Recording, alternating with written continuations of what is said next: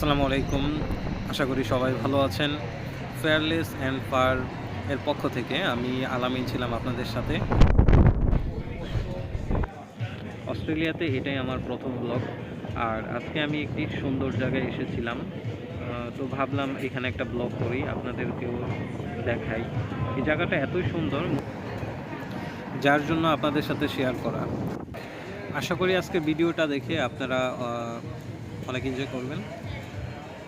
আর এখানকার পরিবেশটা আপনারা দেখতে পারবেন, জানতে পারবেন। তো চলুন দেরি না করে ভিডিওটি শুরু করা যাক।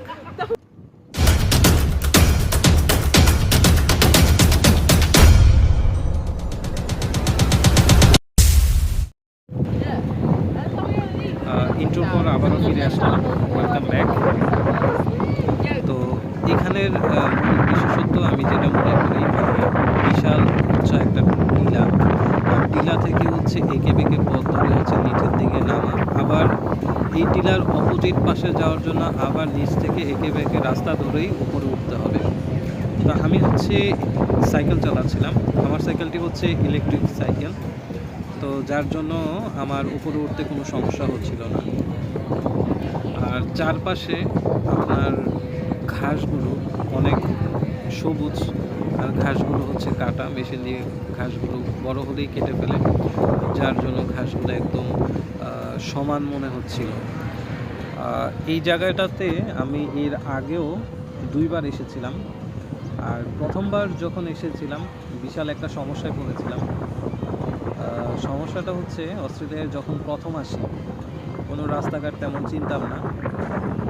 তো আমি এখানে আসলে কি আপনার গুগল ম্যাপ দেখে দেখি এখানে ওখানে যেতে হয়, বিশেষ করে সব জায়গাতেই সবাই ইউজ করে, তো আমিও ব্যবহার করতাম প্রথম এসে।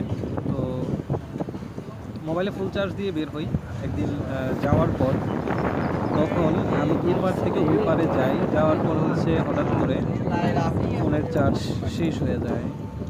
তো আমি ভাবতেছিলাম যে আমি এখন বাসায় যাব কিভাবে। তো এরকম খুব ভয়ানক একটা সমস্যায় পড়েছিলাম। পরে এখানের সুপার মার্কেট কেমার্ট থেকে হচ্ছে আমি একটা পাওয়ার ব্যাংক নিই। পাওয়ার ব্যাংক নিয়ে তারপর আমি মোবাইল চার্জ করে দেন আমি হচ্ছে আবার বাসায় বের করি।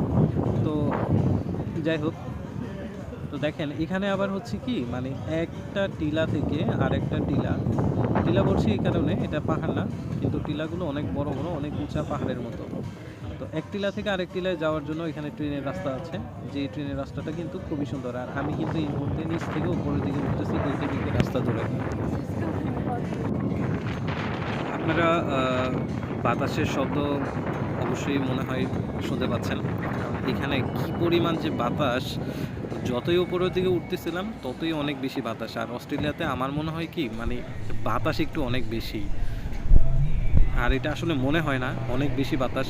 এত বেশি বাতাস মনে হয় যে আপনার মানে সাইকেল সরু উড়াই নিয়ে যাবে এমন একটা অবস্থা।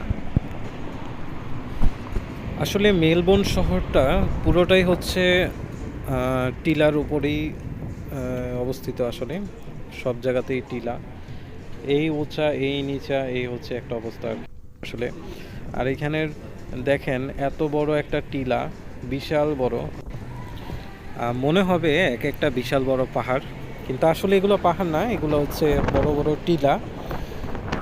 পাহাড় এখান থেকে বেশি দূরে না, 1 থেকে 1.5 ঘন্টা ড্রাইভ করলেই পাহাড়ে যাওয়া যায়। তাছাড়া মানে মাঠের মতো মনে হয়, কিন্তু সবগুলা ঘাস কিন্তু একদমই সমান, কারণ ঘাসগুলো হচ্ছে যখন বড় হয়ে যায় তখনই হচ্ছে মেশিন দিয়ে, বড় ট্রাক্টর দিয়ে কিন্তু এগুলা কেটে ফেলা হয়। আর রাস্তাগুলো দেখেন যে কি পরিমাণ সুন্দর, স্মুথলি যেন চালানো যায় যে কোনো সাইকেল, তার জন্য কিন্তু সুন্দর করে এটা ঢালাই দেওয়া। তো আজকে এই পর্যন্তই, সবাই ভালো থাকবেন। আসসালামু আলাইকুম।